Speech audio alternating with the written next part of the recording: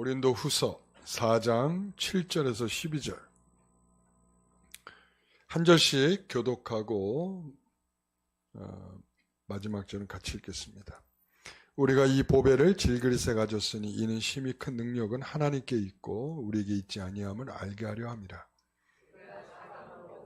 당하여도 쌓이지 아니하며 답답한 일을 당하여도 낙심하지 아니하며 박해를 받아도 버림받지 아니하며 거꾸로 트림을 당하여도 망하지 아니하고 우리가 항상 예수의 죽음을 몸에 짊어짐은 예수의 생명이 또한 우리 몸에 나타나게 하려 함이라.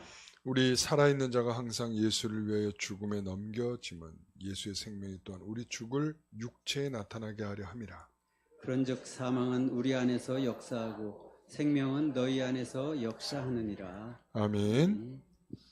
오늘 말씀의 제목은 우리 기대와 다른 하나님의 일하심이라고 하는 제목으로 말씀을 나누겠습니다. 이런 질문을 한번 드려보겠습니다. 여러분 굉장히 좀 새삼스러운 질문일 수 있지만 신앙생활 하시는 이유가 뭡니까? 여러분 왜 신앙을 갖게 되셨습니까? 그렇고요. 네. 네.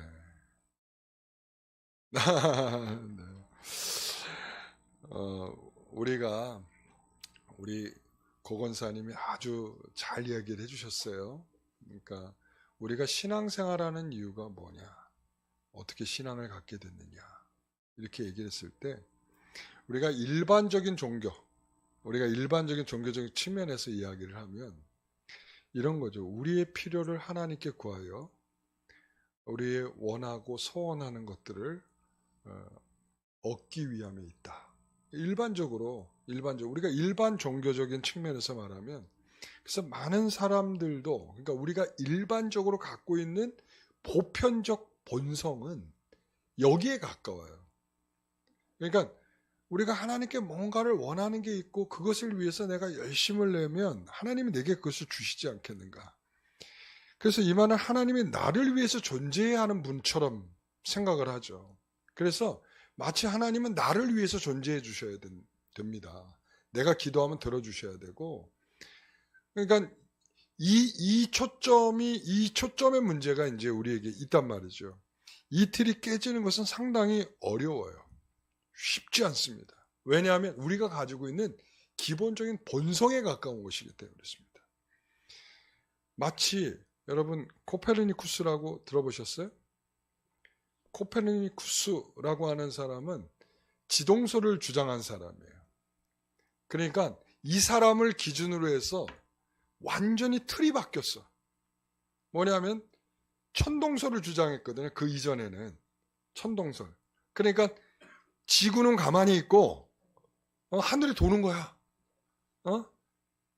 그 중심에는 누가 있냐면 지구가 있는 거야. 그러나 이 코페르니쿠스는 그게 아니다. 지구가 도는 것이다. 태양을 중심으로 해서 지구가 돈다. 이렇게 생각을 했단 말이죠. 그러니까 그래서 역사적인 대전환적 사건이에요. 굉장히 전환적 그래서 사고의 틀이 완전히 깨지고 새로운 틀을 갖게 되는 것을 가리켜서 코페르니쿠스적 전환이라 이렇게 얘기를 해요. 그 영어로 말하면 혁명이라고 말해요. 혁명이야. 완전히 혁명. 그러니까 이전의 틀을 완전히 깨고 새로운 틀을 갖게 되는 거.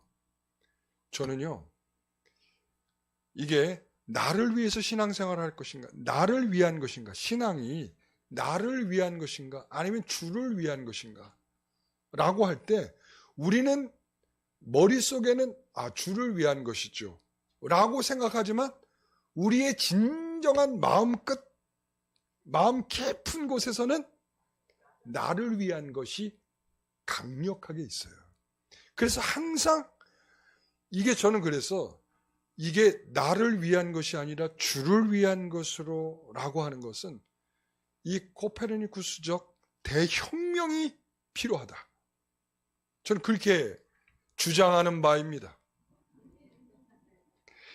사고의 틀이 우리의 말과 우리의 사고하고 있는 이 틀이 달리 되는 것은 내 중심적이냐?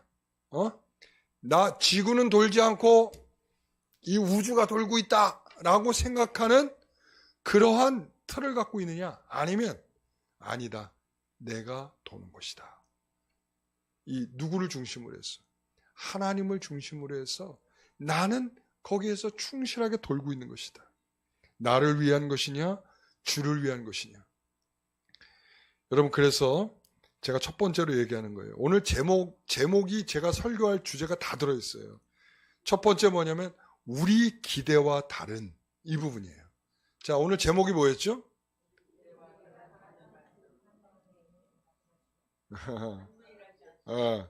우리의 기대와 다른 하나님의 일하심이야. 그래서 우리의 기대는 어디에 있느냐? 자, 보세요. 우리의 기대는 금그릇과 은그릇에 있어요.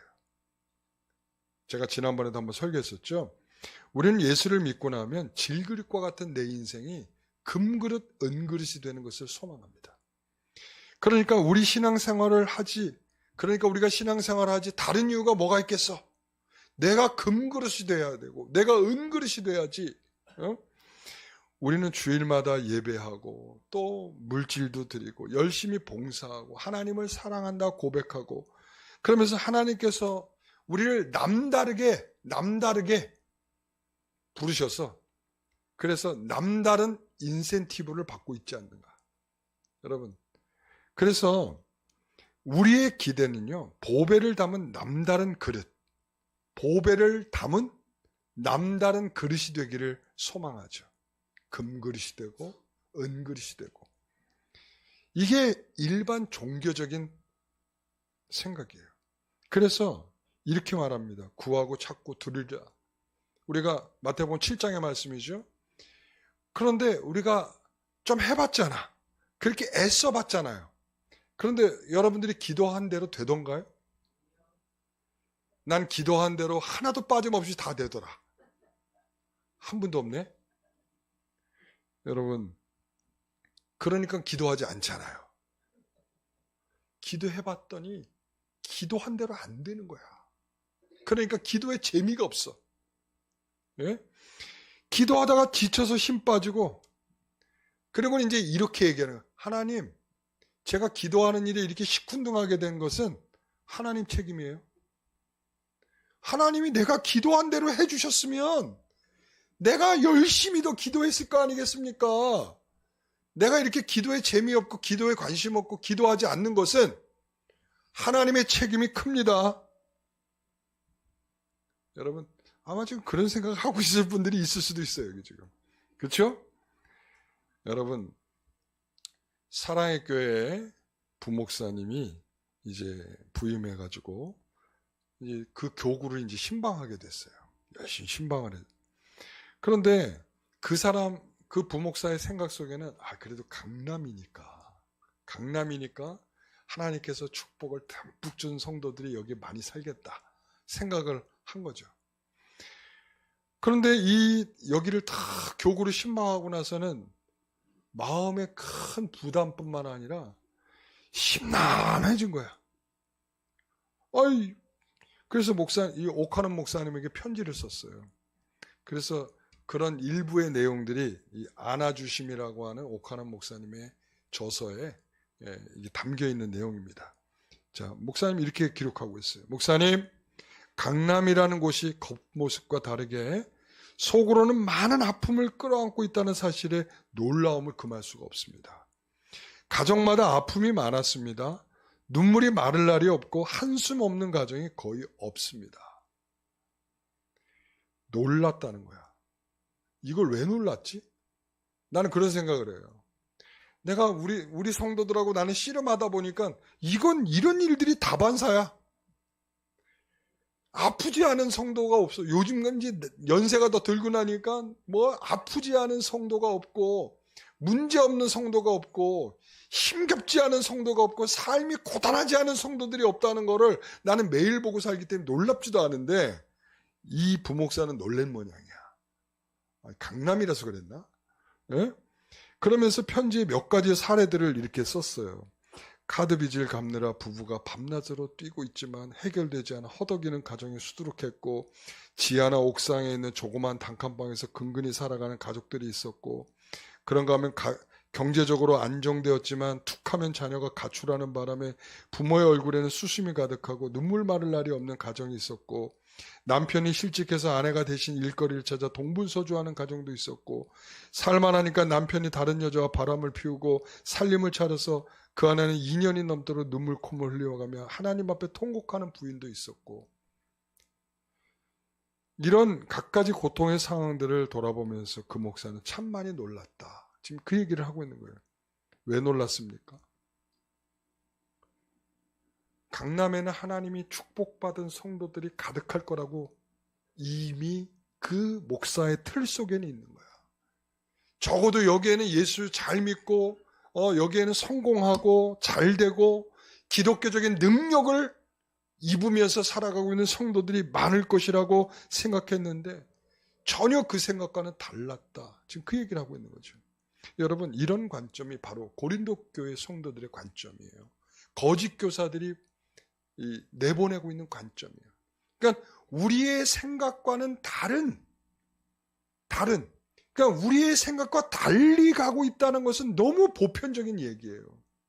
여러분, 우리가 다 평안한 얼굴처럼 보이지만 다 뜯어보면 그 속속들을 다 들여다보면 힘들지 않고 힘겹지 않은 삶을 살고 있는 사람은 없어요. 여러분. 자, 그래서 두 번째는 하나님의 일하심은, 자, 이 문장으로 설명합니다. 질그릇 안에 담은 보배다. 자, 다시 한번요. 질그릇 안에 담은 보배다. 여러분, 이 표현을 꼭 기억하십시오. 우리는 모두 질그릇 안에 담고 있는 보배다 라고 하는 것을 잊지 마십시오. 7절의 말씀. 우리가 이 보배를 질그릇에 가졌으니 이니 심히 큰 능력은 하나님께 있고 우리에게 있지 아니함을 알게 하려 함이라. 여러분, 오늘 이 질그릇은 무엇입니까? 질그릇은 뭐예요? 진흙으로 이렇게 만든 거죠. 아주 흔한 흙으로 만든 겁니다. 이 흙을 그냥 굽거나 때로는 이 오지라고 하는 잿물을 발라가지고 굽게 되는데, 이것은 100도 이하에서 굽는다고 그래요. 100도 이하. 그러니까 그래서 굽기도 쉽고 투박하고 모양도 곱지 않아요. 가격이 비싸겠습니까? 싸겠습니까? 싸죠. 그래서 이 질그릇은 두 가지 의미를 가져요. 하나는 뭐냐면 가치가 없다. 가치 없는. 그 다음에는 약하다. 연약한. 그래서 이 질그릇을 사람에게 비유하는 거예요. 질그릇 같은 인생. 우리 인생들에게 비유하는 거죠. 우리는 가치 없는, 그리고 연약한 존재라는 거죠. 질그릇이 그렇단 말이죠. 보배는 무엇입니까? 보배는 고린도후서 4장 6절의 말씀에 따라서 예수 그리스도 안에 있는 하나님의 영광을 아는 빛. 뭐라고요? 하나님의 영광을 아는 빛. 이것을 가리켜 복음이라고 해요. 복음이라고 하고, 그리고 좀 더 구체적인 실체로 말하면 예수 그리스도라고 말할 수 있어요. 보배는, 자, 뭐라고요? 하나님의 영광을 아는 빛, 복음, 예수 그리스도, 이렇게 얘기할 수 있어요. 여러분, 그래서 예레미야 9장 24절에 보면 자랑하는 자는 이것으로 자랑할지니 곧 뭐하여? 명철하여 나를 아는 것과 나 여호와는 사랑과 정의와 공의를 땅에 행하는 자인 줄 깨닫는 것이라. 이렇게 얘기했습니다. 여기에서 우리가 가진 보배는 하나님을 아는 거예요. 그래서 여기서 뭐라고 얘기하냐면 명철하여 나를 아는 것과, 그리고 여호와는 사랑과 정의와 공의를 땅에 행하는 자인 줄 깨닫는 것이라. 여러분, 이걸 자랑하라는 거예요. 명철이 뭡니까? 명철이 뭐죠? 명철은 understanding이에요. 영어로 말하면 이해함. 명철은 이해하는 것입니다.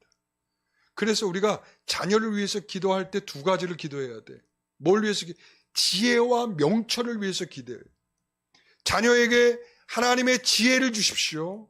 그리고 또한 하나님의 명철을 주셔서 하나님을 이해하고 깨닫는 은혜를 주십시오. 여러분, 이게 올바른 기도입니다. 그래서 우리가 하나님은 나를 만들고 나를 얼마나 사랑하시는지, 나를 얼마나 끔찍히 사랑하셔서 자신의 아들까지 내어주시면서 사랑하는지, 여러분, 이것은 마음으로 느껴져야 돼. 마음으로 깨달아져야 돼. 이것을 이해할 수 있는 게 뭐예요? 명철이에요. 여러분, 우리가 사회적으로 이해가 불가능한 사람들 있잖아. 그러니까 사람이 느끼는 감정들을 서로 소통이 안 되는 사람들이 있어요. 여러분, 이런 사람들 가르쳐 우리가 소시오패스, 우리가 그렇게 얘기한단 말이에요. 그러니까 서로 느낄 수 있는 감정을 느끼질 못해. 여러분, 우리가 신앙인이고 우리가 그리스도인으로서 보배를 담은 질그릇이라면 적어도 이것에 대한 이해가 있어야 돼. 어떤 이해? 그분이 어떤 분이신가? 그분이 나를 위해서 어떻게 하셨는가? 그분에 대하여 우리의 태도와 자세는 어떠해야 되는가? 이런 것들이 구호로 이해되는 것이 아니고 이렇게 하자!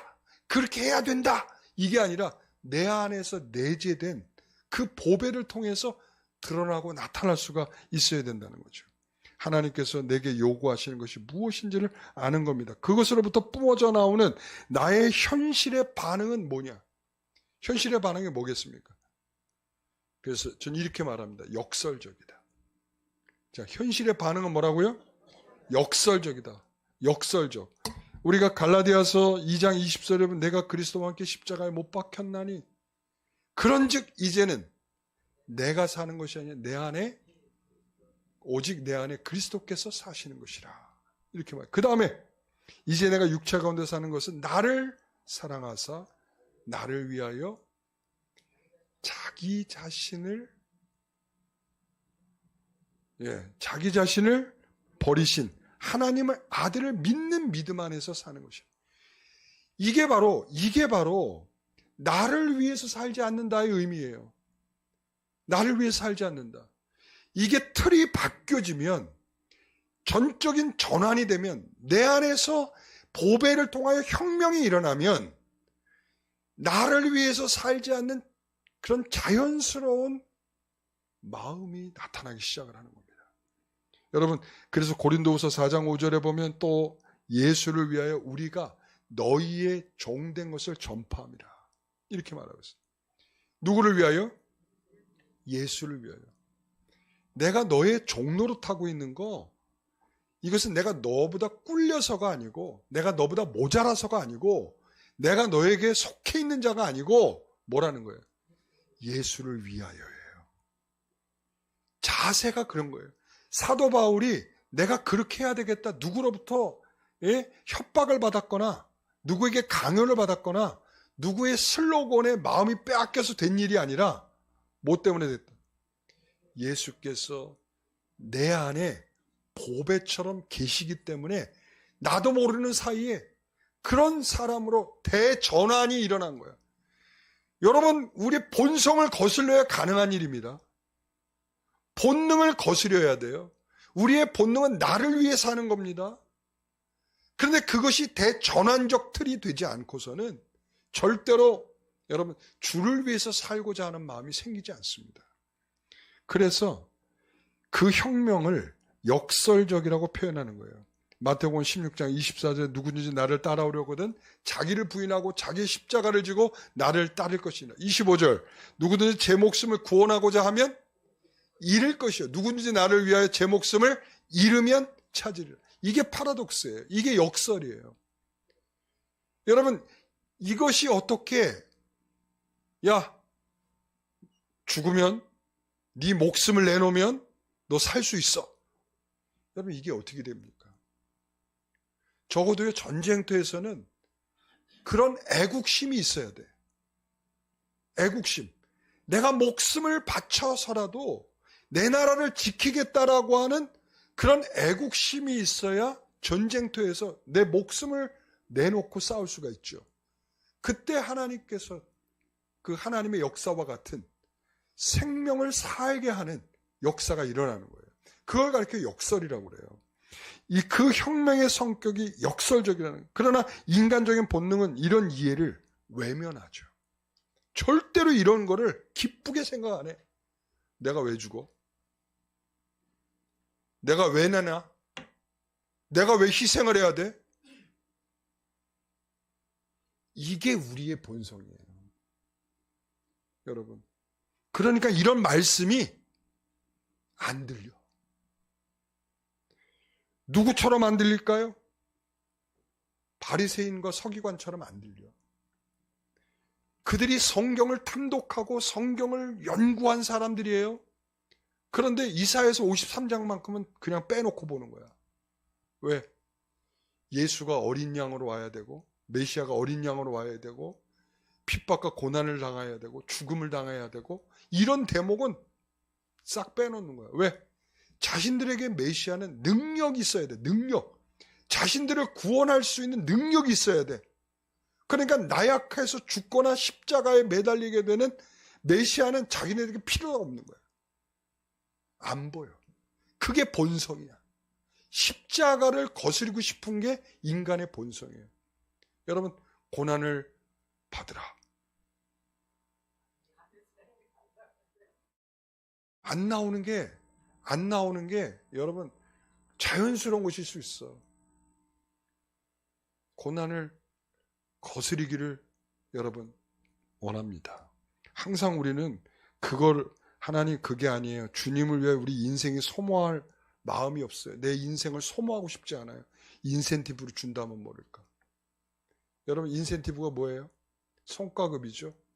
우리가 한 해를 다, 대기업에서 한 해를 다 지내고 나면 연말에 가서 다 정산 끝나고 나서 너희들한테 이만큼 남았으니까 내가 너희들한테 이만큼 더 주리라. 예?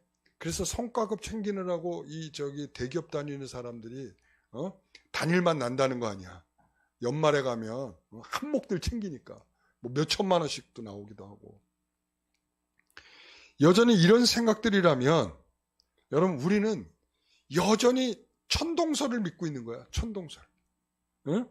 왜 질그릇에 보배를 담아야 하는 것입니까? 고린도후서 4장 7절. 자, 이는 심히 큰 능력이 하나님께 있고 우리에게 있지 아니함을 알게 하려 함이라. 우리는 질그릇입니다. 그 질그릇 안에 보배, 즉 하나님을 아는 빛이 담겨 있는 것입니다. 그때 그 빛을 비추려면 질그릇이 어떻게 돼야 될까요? 깨져야 되죠. 옳습니다. 깨져야 됩니다.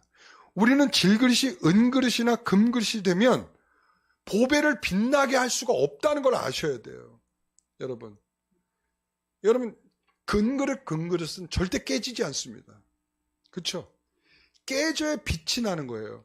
이렇게 이게 질그릇이라고 생각하면 이게요, 부서지거나 이래야 빛이, 보배로부터의 빛이 더 빛나게 돼 있어요.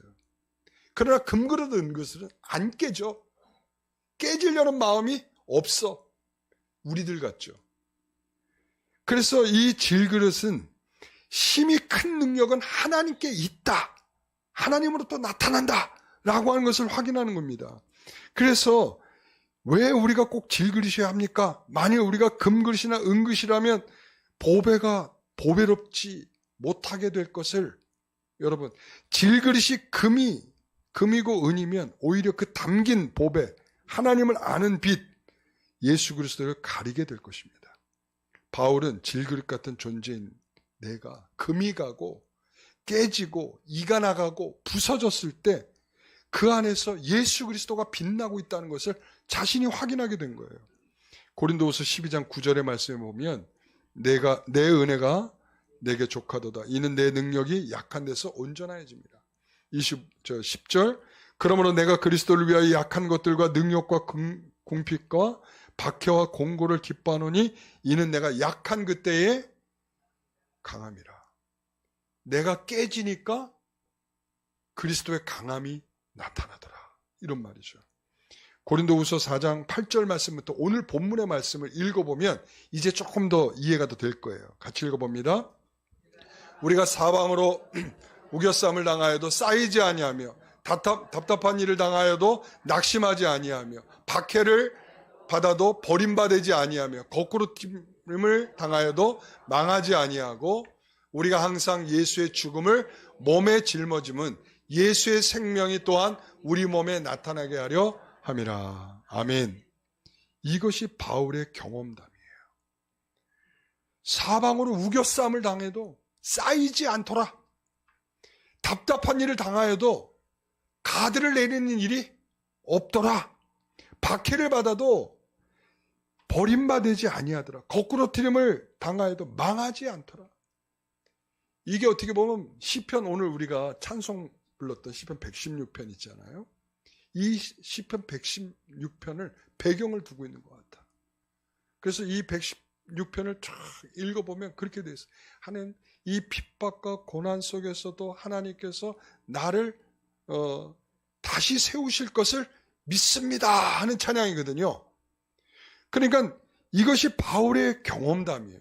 바울은 이렇게 살았어요. 이렇게 살면서도 하나님이 내 안에서 능력이 나가는 것을 그는 경험했단 말씀이죠. 이것이 바울이에요. 우리는 또 이렇게 얘기할 것 같아. 내가 바울이니까 그렇죠. 근데 여러분, 바울과 여러분이 달라야 될 이유가 뭐예요? 여러분, 달라야 될 이유가 있어요? 달라야 될 이유가 없어요. 저는요, 바울은 더 악한 사람이라고 생각해요. 왜 그런 줄 아세요? 이 고린도 교회 성도들은 이렇게 생각했을 수 있어. 당신은 예수께서 직접 오셔서 당신을 불렀다면서. 그러면 당신에겐 다른 사람보다 더 능력이 나가야지. 더 능력이 있어야지. 이렇게 생각했을 수 있어. 그러나 저는 반대로 생각을 해요. 얼마나 악했으면. 얼마나 악했으면. 누가 전달하는 것으로는 꿈쩍도 안 할 인생이었으면 예수께서 직접 와서 그를 불러내지 않고서는 절대로 설득되지 않는 사람이니까 주님이 오셨다는 거죠. 저는 오히려 이렇게 이해가 돼요. 뭐가 다르다는 거예요? 예? 자기는 다른 사람이 아니라고 그렇게 말하고 있잖아요. 나는 죄인 중에 괴수고 나는 만삭되지도 않아서 태어난 사람이고 내가 당신보다 나을 게 뭐냐. 그런데 그 안에 혁명이 일어난 거야. 그 안에 나는 주를 위해 살아갑니다. 나를 위해 살지 않고 주를 위해 삽니다. 라고 하는 그 대혁명이 내 안에서 일어난 거예요. 그 차이예요. 여러분과 바울의 차이는 그 차이예요. 내 안에 나를 위해서 살려고 살아가는 자인가? 아니면 주를 위해 살고 있는가? 이 거짓 교사들이 계속 말하고 있는 바가 그거거든요. 너는 너를 위해 살아라. 너를 위해 나타나는 증거가 있어야 되지 않냐. 이거예요. 그러나 망하고 쫓겨다니고 굶주리고 죽을 위기를 넘기고 배를 타면 배가 파손되는 인생이 누구예요? 바울이에요. 어떻게 그렇게 끊임없이 역경 속에 있을 수가 있느냐? 어떻게 그렇게 사도라면 하나님이 지켜주심이 있어야 되는데 너한테는 조금도 그런 것이 나타나지 않느냐? 여러분, 여기에서는 우리 굉장히 희망적이지 않습니까? 이 사도 바울에게는 바로 그런 거예요. 십자가의 역설이 나타나고 있는 거예요. 주님을 따르는 자의 역설이죠. 그렇죠? 누구든지 주를 위하여 제 목숨을 잃으면 찾을 것이요. 잃으면 찾을 것이요. 목숨을 내놓으면 생명을 얻을 것이요. 그러면서 오늘 본문에서 말하는 10절 다시 읽어봐요. 뭐라고 그래요? 우리가 항상 예수의 죽음을 몸에 짊어짐은 그게 이 바울의 인생이에요. 내가 예수의 죽음을 짊어짐은 예수의 생명이 또한 우리 몸에 나타나게 하랍니다. 이 역설의 삶을 살기 위해서 하나님께서 나를 그렇게 사용하시는가 보다. 이거예요. 여러분, 하나님이 우리의 인생을 통해 하나님의 영광스러움과 복음의 찬란한 결과를 드러내는 방식, 우리의 생각의 틀이 되시기를 소원합니다. 여러분, 사사시대의 대표적인 사건 중에 하나가 뭐냐면 기드온 사건이에요. 기드온. 여러분, 기드온. 이 기드온은 어떤 사람이었어요? 능력이 많은 사람이었나요? 여러분, 미디안 사람들은 되게 영리한 사람들이에요. 왜 그런가 하면 계속 공격하지 않아요. 어느 때만 공격을 하냐면 추수 때만 공격을 해. 머리가 좋아. 다른 때 가봤자 소용없으니까 뺏을 게 없잖아. 그러니까 추수 때 가면 뺏을 게 많잖아. 그러니까 그때 가서 공격을 하는 거야. 그러니까 지금 미디안은 얼마나 못난이냐면 혹시라도 미디안 사람한테 걸려가지고 곡식을 빼앗길까봐 포도즙 틀에 조용히 숨어가지고 곡식을 털고 있었어요. 그때 하나님이 오셔서 너는 큰 용사다 그러시는 거야. 놀리는 거지. 그죠? 하나님 놀리는 거지. 지금 쫄아가지고 무서워가지고 지금 거기서 막 이렇게 곡식을 털고 있는데 거기 와가지고는 넌 큰 용사다 이러는 거야. 물론 이제 앞날을 내다보고 하신 말씀일 수 있을 텐데요. 아무튼 그래가지고 기드온이 이제 미디안과 싸우려고 이 군사를 모집을 했죠. 그때 몇 명이 왔어요? 32,000명이 왔죠. 그래서 하나님 뭐라 그러냐면 10만하고 싸우는데 32,000이 많다는 거야. 그래서 돌려보내래. 그래가지고는 두려워 떠는 사람들아 가라. 그러니까 22,000명이 갔어. 그럼 10,000명인데 1당 10인데 그것도 많다는 거야. 돌려보내라. 그러는 거야. 돌려보내라. 그래서 돌려보내는 어떻게 돌려보냈겠어요?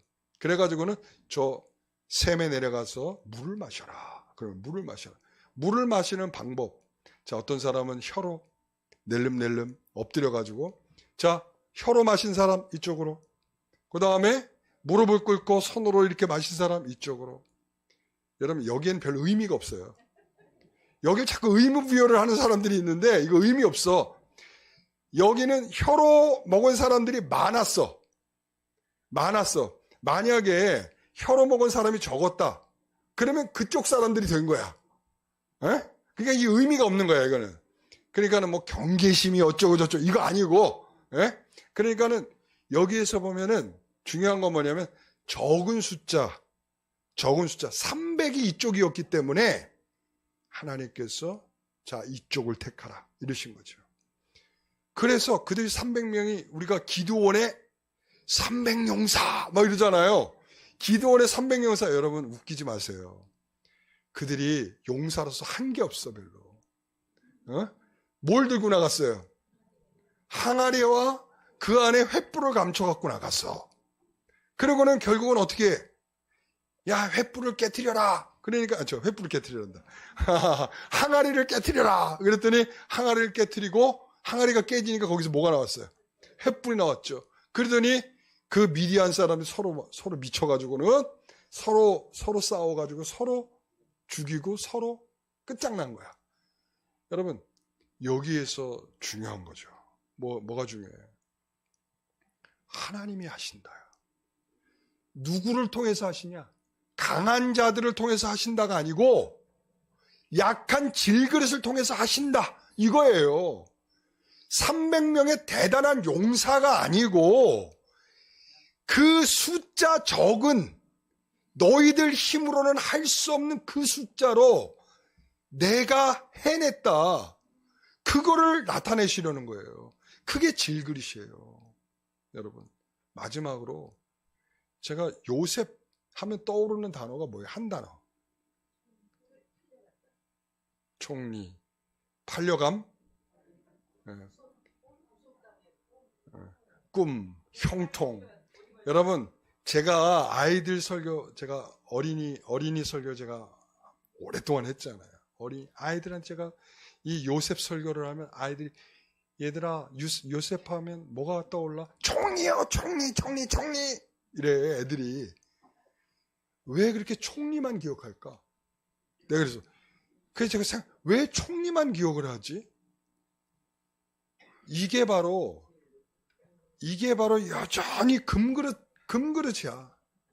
이게 사람들의 생각에 부모들도 성경을 자녀들한테 가르칠 때, 선생님들이 가르칠 때, 이 전도사들이 가르칠 때, 다 뭐에 초점이 뭐냐면, 이렇게 해서 고생하고 난 다음에 총리가 됐어! 할렐루야! 이런단 말이야.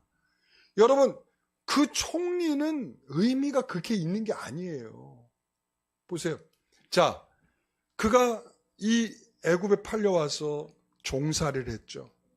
종살이하는 생활, 그리고 옥살이하는 감옥 생활, 그리고 총리 생활, 이렇게 나뉘어지는 거야. 거기에서 그는 무엇을 드러냅니까? 거기에서 그는 보배처럼 보배를 드러내는 일을 한 거야. 어디에서? 감옥 생활을 할 때에도, 종살이를 할 때에도, 총리로 살 때에도 다 하나님이 잘 드러나는 삶을 살려고 애를 쓴 거란 말이죠. 다시 말하면 이 요셉 하면 떠올라야 될 게 뭐냐면 질그릇이어야 되는 거야. 여러분, 총리가 아닙니다. 총리가 아니에요. 그는 모든 삶 속에서 보배를 드러내는 삶을 살아냈다, 이 말이에요. 여러분, 우리가 환경 탓하시면 안 되는 거야. 그래서 요셉을 가리켜 예수 그리스도의 모형이라 이렇게 얘기하는 이유가 바로 예수 그리스도는 뭘 위해서 오셨어요? 하나님을 드러내시기 위해서 오신 분이야. 여러분, 하나님의 아들이라고 하는 표현은 뭐냐면 내가 가장 하나님을 잘 드러낼 수 있는 모습을 가졌다라는 것을 말하는 거예요. 그래서 우리가 하나님의 형상이란 표현을 쓰잖아요. 그죠? 창세기에 나오는 하나님의 형상. 하나님의 형상이란 말은 뭐냐면 하나님의 아들이란 뜻이에요. 하나님의 아들. 하나님의 아들의 모형을 갖고 있는 거. 오늘 우리는 우리의 일생을 통해서, 우리의 삶을 통해서, 우리의 상황 때문에 보배가 드러나지 못한다가 아니야. 전도할 때 그런 말을 하죠. 내가 내세울 게 없어서 전도를 못해요. 이런 분들이 있어. 여러분, 그거 틀렸어요. 예수 그리스도를 나타냄에 있어서 우리가 더 질그릇 같아야 보배이신 복음을 더 잘 드러낼 수가 있는 거예요. 여러분, 만에 하나 여러분의 잘됨을 보고 나도 따라서 믿으면 저 사람처럼 되겠다 하면 틀린 거예요. 시작이. 복음이 아니에요. 복음이 아니에요. 여러분, 잘못된 복음을 전해서 그것이 혹시라도 성과가 있다 할지라도 분명히 그것은 결과가 나쁠 거라고 저는 생각을 해요.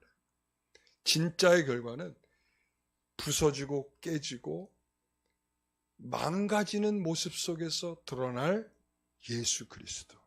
우리의 일생은 질그릇이에요. 연약한 게 존재예요.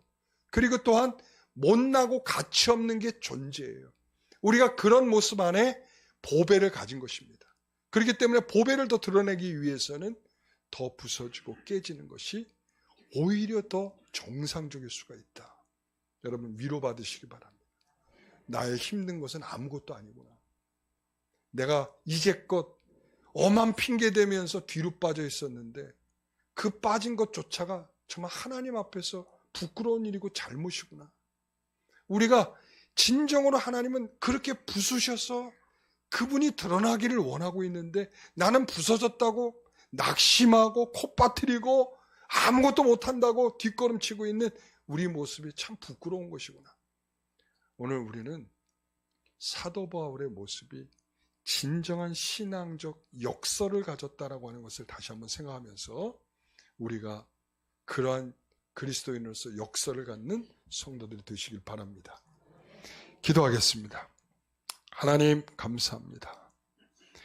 우리가 항상 예수의 죽음을 몸에 짊어짐은 예수의 생명이 또한 우리의 몸에 나타나게 하려 합니다.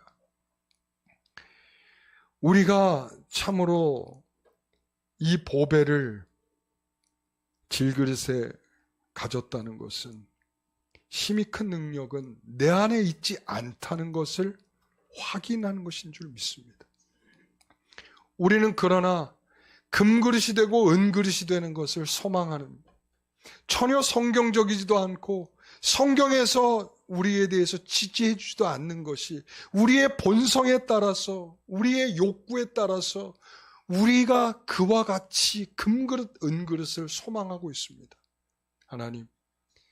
하나님께서 우리에게 가장 좋은 여건을 주신 줄 믿습니다. 그것을 불평하지 않게 해주시고 그 주신 것 안에서 주님을 보배롭게 잘 드러내는 삶이 되게 하여 주시옵소서. 감사하며 예수님의 이름으로 기도하옵나이다. 아멘.